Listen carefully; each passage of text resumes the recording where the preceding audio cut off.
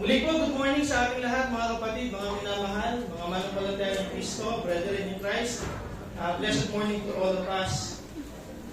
May we start praying and join me in a short prayer. O Heavenly Father, we magnify your name, we worship you, at maraming salamat Panginoon sa pribilehiyo na kami po ay tinawag mo upang magpuri sa iyo sa Espiritu ng katotohanan. Dalayan ko Panginoon na sa aming pong pakikinig, bigyan mo po kami ng karunungan, wisdom and understanding, to understand your revealed truth, Panginoon, sa iyong mga kasulatan. Dalayan ko, Panginoon, pagpalain mo po ang makikinig ng salita at ang mensahe po na dadalhin po namin pong pakikinggan at pag-aaral sa bagang ito, Panginoon. At kami po lahat ay tutunghay at makikinig sa iyong mga salita. Kami po ay tulungan mo po mag-submit sa iyong mga kalooban at sa iyong salita sa pangalan ni Jesus. Amen. Last time po, tayo po ay nasa Book of John, but please pardon me for a moment. Tayo po muna ay mag-focus po doon to give way, or tayo po ay magbigay ng panandaliang sulyap dito po sa aklat ng Psalms. Sa ating pong Psalms, o sa ating pag-aaralan ngayon, ang title po na aking pong i-propose or title of this message is Yahweh, the Lord whom you can trust. Ulitin ko po, Yahweh, the Lord whom you can trust. Si Yahweh na Panginoon na pwede mong pagtiwalaan. Ito pong Psalms 121 ay mula po sa Lumang Tipan, at ito po ay isa pong sulat o isa pong awit para po sa mga pilgrims o yung travelers. And to start this message as introduction for all of us, para po kawi po yung ating mga pag-iisip, yung ating puso at damdamin, hayaan ko po, bigyan ko po kayo ng isang katanungan. Have you ever encountered an experience where you need to climb a mountain or a hill? Tagalog, nagkaroon po ba kayo ng pagkakataon, may experience na pumanik ng isang bundok or mag-trekking, hiking? Basta parang hindi ako makarelate. Kung taga-GMA ka, hindi tayo makakarelate dito kasi lahat ng pasupahahon natin ay puro paakyat. Tama? Mula sa San Jose, paakyat. Pag dito sa Carmona, paakyat. Pag galing ka ng Alfonso, paakyat. Tama po ba? And one of the significant ng Bible or ng account ng Psalms is it is a traveler's song, a pilgrim's song. Pag sinabing travelers, ito po yung mga naglalakbay. Ano ho? And kung na-experience mo na maglakbay o umakyat ng trekking or nag-mountain hiking ka, syempre iiwasan mo yung mga delikadong lugar. Tama po ba? Yung mga masyadong steep, yung babagsakan mo. Kung hindi po kayo aware, tanaw po kayo dito sa may zigzag, may mga tao na takot pag dumadaan mo dyan yung jeep.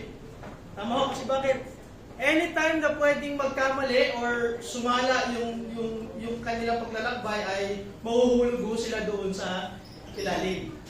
And ito pong Psalms na ating pag-aaralan today, in a standard Hebrew Bible, ito po ay kasama sa 5th book ng Book of Psalms. Panglimang aklat, yung hati po nito ay Book 1, Psalms 1 hanggang 41. Yung Book 2, Psalms 42 hanggang 47. Yung Psalms 73 hanggang 89 is Book 3. At yung Book 4 naman po ay Psalms 90 hanggang 106. At yung huling book ng Psalms ay 110 hanggang 150.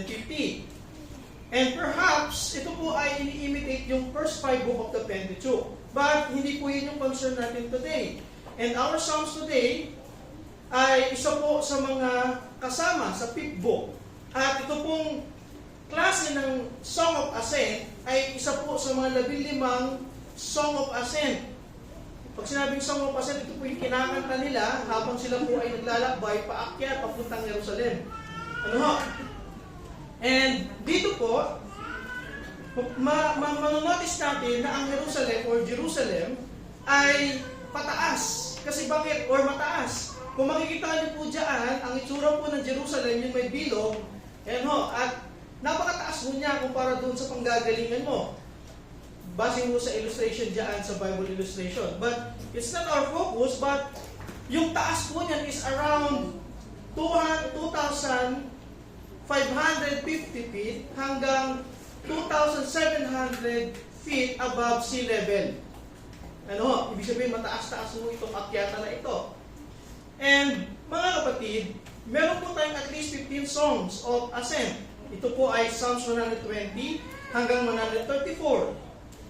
Which the Jewish pilgrim, ito po yung mga Hebreo, ito po yung mga Jewish pilgrim, sang on their way up to Jerusalem. Kinakanta po nila ito.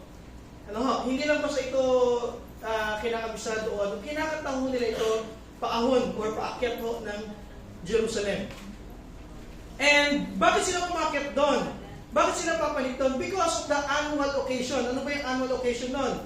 Mga feasts including the Feast of Unleavened Bread, the Feast of Pentecost or Harvest, the Feast of Tabernacle, and etc. Makikita po yan sa Exodus 23 or chapter 23, Exodus chapter 34 at Deuteronomy 16.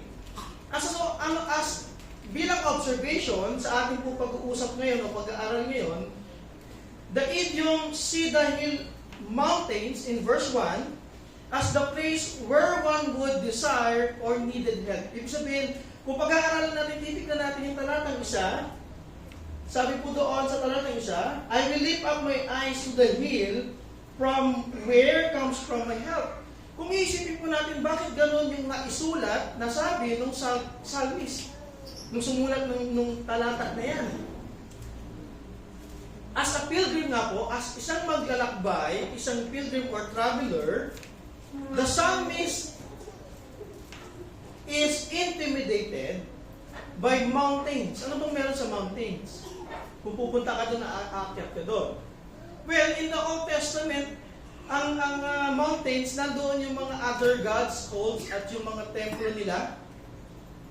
Yung mga ibang sumasamba sa ibang Diyos-Diyosan. Ibig sabihin, there is something spiritually or may spiritual battle doon. Bakit? May cults doon. Di ba may mga kalaban ng Diyos doon. May kaaway ang mga pinili at hinirang ng Diyos doon. One more thing, pag umakyat ka ng bundok, di ba pag nagagala yung mga bataan, gusto pumunta sa bundok. Isa po ako dati doon sa mga tumatakas sa puntang bundok. Anong danger na nag-aabang sa'yo doon? Maybe you can encounter bad people. Tama po ba? Kung uuwi ka ng Marinduque, ng Mindoro, at umakyat ka ng bundok nang walang kasama, merong hindi nice people around. Hindi yung nice people around. Kasi bakit? It can cause danger. Why? Kung babae ka, or kung ikaw ay bago doon, alam nilang hindi ka taga doon, at nakita ka nila, pwede ang gawa ng masama. And ito po yung problema ng mga travelers or mga Jewish people traveling uphill to Mount or to the hill which is nandoon yung Jerusalem. Bakit nga sila pupunta doon? Sabi ko nga po, nandoon yung templo nila ng kanilang pagsamba. No, kailangan nilang bumalik doon. Katulad ni Jesus Christ, di ba, balik po sila ng pista ng Passover, ng unleavened bread, and etc. Kailangan nilang bumalik doon kasi doon sila sasamba. And when we go back to our previous text sa John, nandun po yun, di ba, nabanggit ko sa Balitana, sabi, may lugar po na dapat pagsambahan, yung Mount Gerizim, at sa mga mga Hudyo naman, or Jewish, or taga-Jerusalem, ng mga Jerusalem, and etc. So, balik po tayo sa pinag-uusapan. Meron pong danger na pwede kang ma-encounter. At the same time, kapag ka ikaw ay na-slip, nadulas, habang umaakyat doon ng trekking, habang umaakyat ng steep trekking, at merong bangin at ikay nadulas, ano mangyayari sa atin? Doon sa traveler na yun, he will stumble and fall. Mahulog. At pagkatapos nun, hindi ko alam kung matulad tayo dun sa nahulog dun sa Baguio.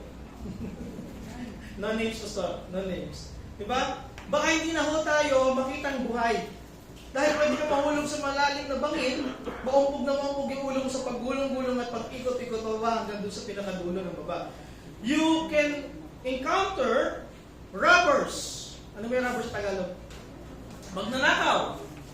Di ba? Mga tuso, mga pusakal. You can encounter wild beasts and animals. Di ba? Kung takot kayo sa mga reptiles, ang mountain hiking ay hindi para sa atin. Kasi bakit? Along the way, baka makakita ka ng something doon. Di ba? Hindi mo alam kung ano ang iyong gagawin. And ito pong ating pinag-aaralan, meron po tayong 4 out of 415. Song of Ascent, ang author nito ay si David. Psalms 22, 24, 130, Psalms 122, 124, 131, and 133. At isa po sa 15 Song of Ascent ay author ni Solomon, which is Psalms 127. At ang 10 natitira, out of 15 ay remain anonymous. Dito po, yung Psalms 121 ay ang author ay unknown. Kung saan ito simulat at kailan is still unknown dahil masyado na itong matanda yung sulat na ito. But it is not our concern kung alamin kung sino author at kailan ito sinulat. But the matter is what the psalmist is teaching us today. Ang mahalaga tinuturo ng psalmist at ng sulat ng psalmist patungkol sa mga talatang binasa natin kanina. And by extension, anong implication nito sa mga anong implikasyon nito sa mga pilgrims? Kasi hindi naman kami pilgrims But we are pilgrims in this earth. Tayo ay tagapaglakbay lamang o naglalakbay lamang sa mundong ibabaw na ito dahil ang ating totoong kandungan, ang ating totoong tahanan ay hindi sa mundong ito kundi saan? Sa langit, sa New Testament, we are citizens of heaven. Therefore, we are alien of this world. We are travelers only, sojourners, sabi ng ibang salin sa Biblia. Naglalakbay lang tayo sa lugar na ito, paroon at parin. Hindi naman ho yung isang tinutukoy ng Bible dun. Di ba, pag tayo ay mapasok sa trabaho, mag-travel tayo. Tama? Pag papasok tayo sa school, mag-travel din tayo, babalik, and so on and so forth. So, yun po ay temporal travel lang. Pero ang tinutukoy po ng talata ng mula 1 hanggang 8, it's not just temporal. Lagi po natin i-keep in mind na hindi lang ito temporal, yung mga text nito. It will extend, or tinutukoy ng psalmist that will extend until eternity. Amen? Handa na po ba tayo? Sa ating pong pagpapatuloy, meron po tayong, there are 4 impeccable reason, 4 na perfect reason, why and how, or how and why believer must always trust in the Lord Yahweh. May 4 na perfectong rason kung bakit at papaano at bakit ang mga manumpalataya ay dapat magtiwala kay Yahweh. Ito po yung ating pag-uusapan. Una, number 1, the Lord secures and rescue us. Based on our text, sabi po doon, I will lift up my eyes to the hill, from where does my help comes from? Nagtatanong siya, kanino manggagaling ang aking tabang? That's no? Tulong. Saan manggagaling ang aking tulong, ang aking tuwang? Minsan po ba pumasok sa isipan ng Panginoon? Nasaan ang aking tulong? Saan ko makukuha ang aking tulong?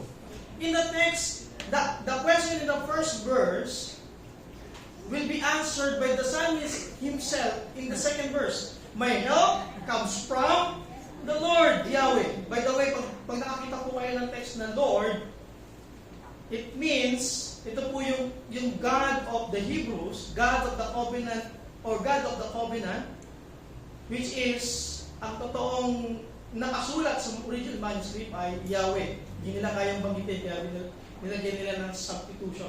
Now, balik tayo doon. Sabi doon, my help comes from the Lord. How can I trust that, Pastor? Kung titignan natin dyan, anong problem ng psalmist? Papunta siya sa Jerusalem, aakyat siya. Maraming enemy threat, madaming danger. Marami siyang pwedeng masalubong along the way. And so he was desperate for help. Nangangailangan talaga siya ng tulong. Sino ba sa atin na hindi nangangailangan ng tulong mula sa Diyos? I doubt walang magtataas ng kamay. Because all of us need help from the Lord.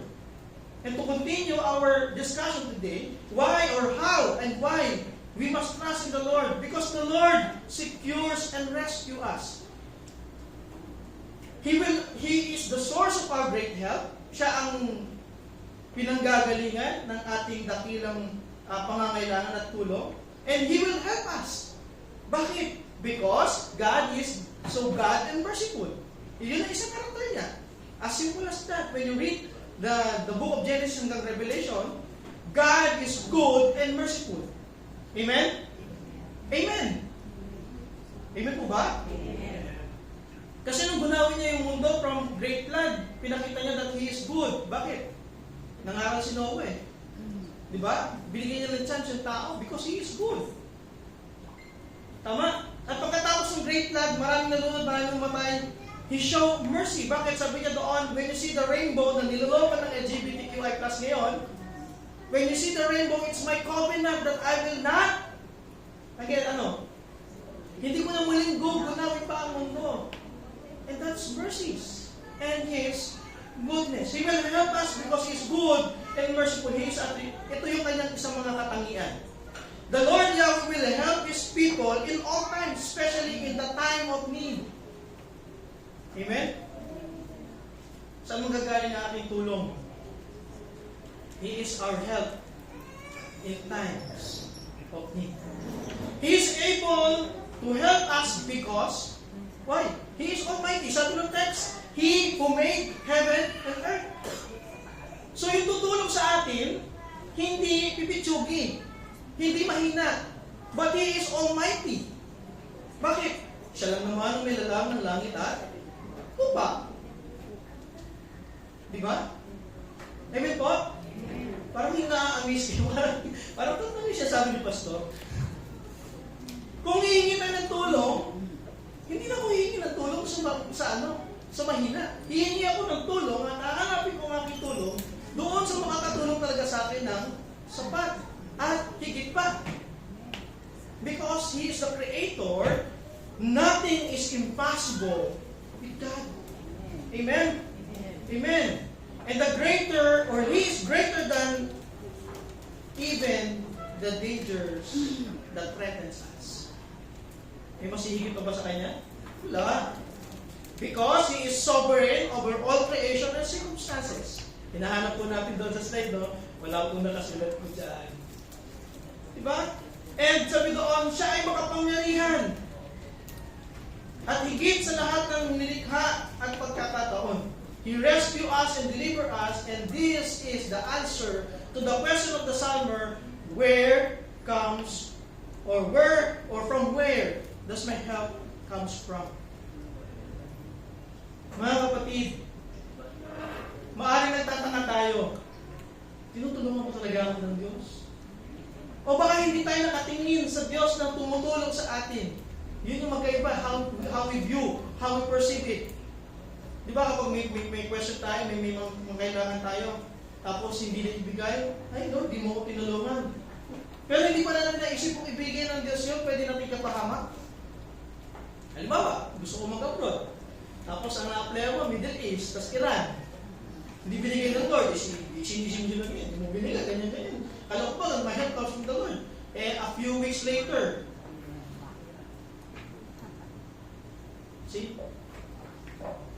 si brother, sige kayo nakaraan, bumalik galing Egypt.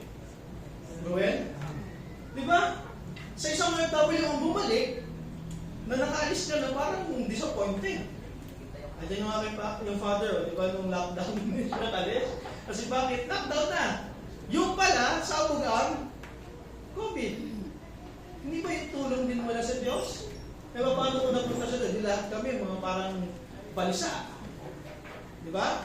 O dun si Brother Ruel, di ba? Kung nakaalis siya, kasi bombahan ngayon doon. Matatahimik kaya ang pamilya na iwan sa Pilipinas? O siya mismo yung safety na doon? Baka sisigaw siya, where is my help comes from? Di ba? Mga kapatid, picture this with me.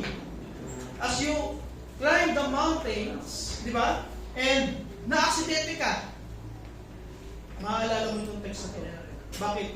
Sigurado maghahanap ka ng tulong. At sasabihin mo, where comes my help? O saan mo nagaling yung aking tulong? Ang problema, kapag dumating pa yung bagyo, yung magre-rescue sa'yo, yung mga rescuer, hindi pala kaya kasi bakit? Limited din yung tao. Di ba? Kung nakapanood po kayo ng isang movie, Vertical Limit ba yun? Yung mountain climbing sa yelo, nahulog. Hindi sila ma-save kasi bakit? May bagyo, may snow surge. Snowstorm, ano ba tawag doon? Inimbento ko na lang, bahala naman kayo. Diba? Hindi kaya iligtas. Magpapahupa pa sila bago may iligtas. Ang tanong, may iligtas ba ng buhay yung na-aksidente? But if the Lord rescue us, He will secure us. And hindi lang yun. That the Lord Yahweh is far greater human rescuer.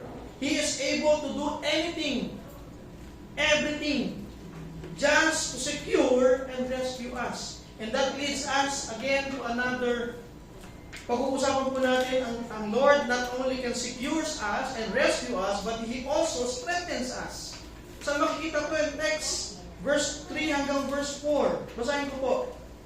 He will not let your foot be moved.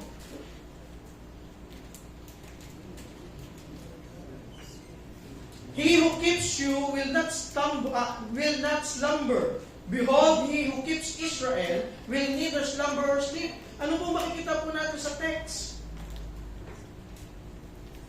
Sabi doon, hindi niya hahayaan gumalaw, mag-sleep. Sabi kasi doon sa move, magalaw, or matigatig. Sabi nga ng ilan, madapa at maging malampahin. Lampahin ako ng bata ko eh. Diba? Hindi ka matutumba, hindi ka move. Kasi bakit? Pwede ka mahulog sa kabilang side. Diba? Ba't sabi doon, He will not let what? Your foot be moved.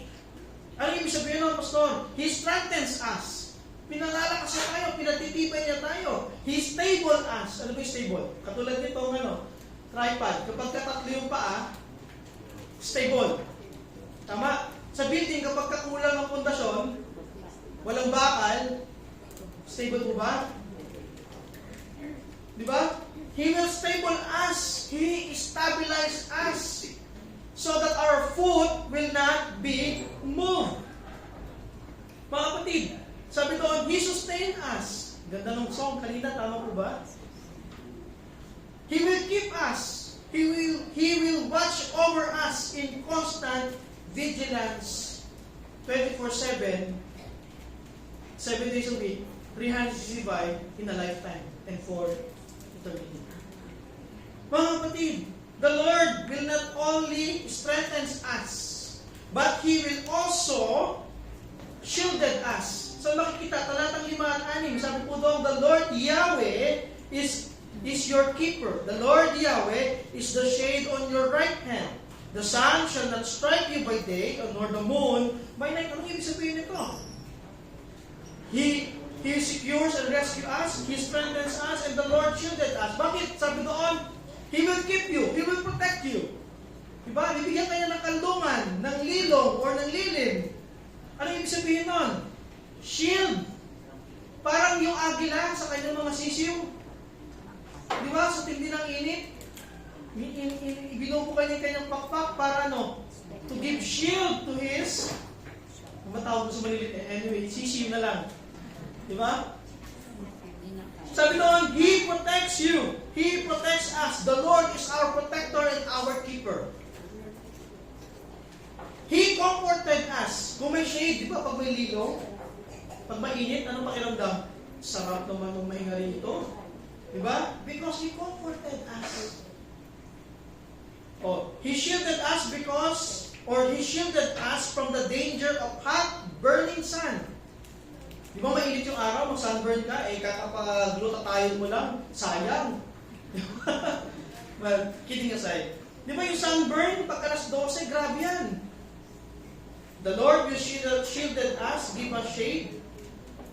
And in implication, He give us protection and shield from inimminent harm that it may bring. Yung mga harm, kaya niya tayong bigyan ng shield, ng protector. Ano ba yun? Ano tayo? May immunity tayo. I believe that the Lord give us protection. Di ba? Pero huwag naman natin ihayaan na ilagay natin yung sarili natin saan? Sa talagang kapahamangan. Sabi ng Panginoon, danger dyan. Sabi niya, high voltage. Sabi pa, protect naman natin. Sinuwakan yung high voltage. Hindi ako ganun yun. Ginagamitan din mo yun, But in mga unwanted circumstances, saan magagaling ang tulong mo? Ang protection mo? Sa Panginoon. He will shielded us. He shelter us. Ano yung shelter us? Di ba pag gabi madilim, malamig, katulad kagabi, sobrang lamig. Kung walang bahay, at natutulog ka sa labas, and that's an imagery ng Psalms na ito. He will shielded us, sabi doon, nor the strike of the sun, and sabi doon, the moon by night. Mula sa umaga hanggang gabi, He shielded us. And not only the Lord will shielded us, He also save us and guards us. And this is the last point, or last unpeccable truth. How and why we trust the Lord. The Lord saves and guards us. Sa makikita yan, verse 7, the Lord will keep you from all evil. He will keep you, ano yung kata kanina? From all evil. Ba? And He will keep your life. Verse 8, the Lord will keep you, your going out and your coming in, from this time forth and forevermore. Huwag nyo lang pakantahin. Baka hindi kayo ma-shieldedan. Diba? Anong problem nito? Anong problem na nakikita natin dito? We cannot and we will never be able to save ourselves. Hindi natin kayang iligtas ang ating sarili, kaya tayo nangangailangan ng Lord that saves, that guards us. Amen? At yung text malinaw ng malinaw pa sa alas 12 ng tanghali. It's crystal clear in the text that He will keep you from all evil. Because He is our Savior, He is mighty defender, He is our guard, or He safeguards us, and defend us from all evils. Ano yung all evils? Agents of Satan, diba? Yung masamang mundo, masamang gawa ng mundo, He will protect us, He will save us, and He will guard us. Pag sa Ephesians yan, diba? Meron kang armor of salvation, diba? Meron kang sword of truth, and breastplate of etc. and so on and so forth. Because the Word of God and the Word Himself and the Lord Himself will save us and guard us. Amen? He is our deliverer. Pag pinag-aaralan mo yung pangalan ni Jesus, Joshua, ang ibig sabihin nun? Rescuer or deliverer. At pag pinag-aaralan mo yung Jesus, it's derived from the same exact meaning. Savior, rescuer, deliverer. He guards us and safeguards us around the clock 24/7, 7 days a week, 365 a day, a year, and a lifetime, and for eternity. So makikita yung for eternity in dulo. From this time forth, and for evermore. Kaya meron mong forever. With whom? Yahweh the Lord that we trust. Mga kapatid, these four impeccable reasons why and how you should trust the Lord Yahweh at all circumstances, at all times, in every moment of your life, from morning to evening, from day one to the day we die. In the first morning or first day that we are in heaven, you can trust the Lord Yahweh because ano po yung natutunan natin? He will secures and rescue us. He will strengthen us. He shielded us. He saves us and safeguards us. And the Lord whom the Psalter put his trust is the Lord who helps and saves His people. Magandang umaga po at pinagpalang umaga po sa ating lahat. Tayo po ay manalangin. Naman naming makapangyarihan sa lahat, kami po ay nagpapasalamat that you are our Lord, that you are the Yahweh, God that we serve, God that who saves, God who secures and rescues us, the Lord who strengthens us even in the midst of our problems, trials, down moment, pinakabagsak na aming tagpo ng buhay. Lord, salamat that you saves us and guards us, na hindi mawawala ang aming salvation because you safeguard it from this time until forever. Maraming salamat, Panginoon, that there's no room or excuses or doubts. And wala kaming ibang rason para hindi iput or ilagay ang aming confidence, ang tiwala namin sa iyo, Panginoon. You are the only one who can secure us, rescue us. You are the only one who can strengthen us. The only Lord Yahweh is able, or the Lord Yahweh is able to keep us from stumbling. Based on Jude chapter 1 verse 24. He is the only one who can shield us and protect us. He is the only one who can save and guarantees us here in this life and for eternity. And the salvation is in the Lord. Maraming salamat, Panginoon, sa iyo lahat ng papuri pa sa salamat sa tanging pangalan ng aming tagapagligtas. Amen, amen, at amen. God bless you po.